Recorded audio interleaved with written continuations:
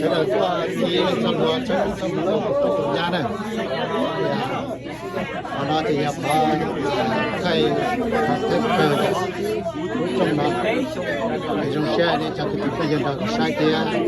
trong xe đó thì phát triển từ từ nhà thời từ từ nhà mà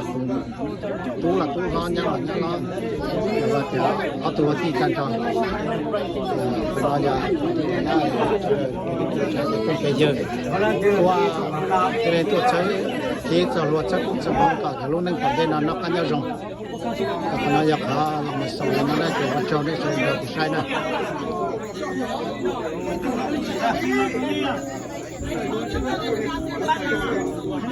làm cái gì hả?